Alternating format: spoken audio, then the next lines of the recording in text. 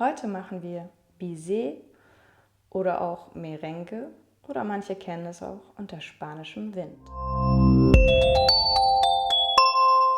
Dann fangen wir direkt damit an, erstmal den Backofen vorzuheizen auf Umluft und 100 Grad. Hier habe ich jetzt schon die Eiweiße.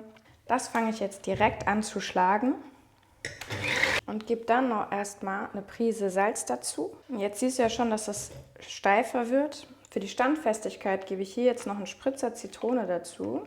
Und jetzt lassen wir langsam noch unseren Puderzucker mit dazu rieseln. Und jetzt schlagen wir das alles so lange weiter, bis so eine glänzende, feste Masse daraus entsteht. So, das reicht jetzt schon. Aus Baiser kann man relativ viel machen, wie ich finde. Man kann es einfach mit einem Löffel aufs Backblech legen. Ich mache es heute in eine Frühstückstüte rein, weil ich keinen Spritzbeutel habe. Ansonsten kann man natürlich einen Spritzbeutel benutzen und möchte mir dann so Kreise drauf machen, da ich heute für die Nachbarskinder zu Halloween Geister draus machen möchte. Aber da sind deiner Fantasie keine Grenzen gesetzt. Du kannst, wie gesagt, auch Rätseln daraus aufs Backblech spritzen, Tannenbäume. Also man kann auch super Weihnachtssachen damit machen. Da einfach ein bisschen kreativ sein.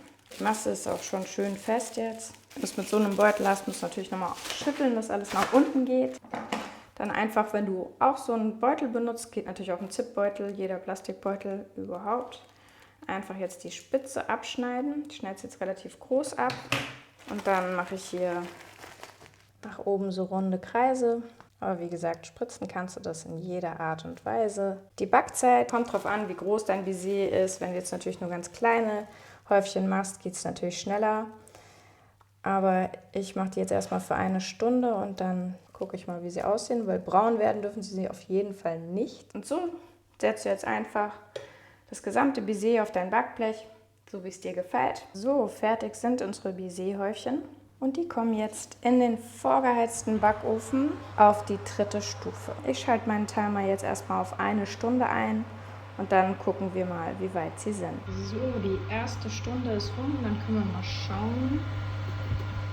Die sind schon relativ trocken, klingen auch schon ein bisschen hohl, kleben auch nicht mehr so doll. Aber ich lasse jetzt nochmal 30 Minuten drin. So, und fertig ist unser Baiser. Wenn dir das Video gefallen hat, abonniere gerne meinen Kanal, damit du in Zukunft kein Video mehr verpasst.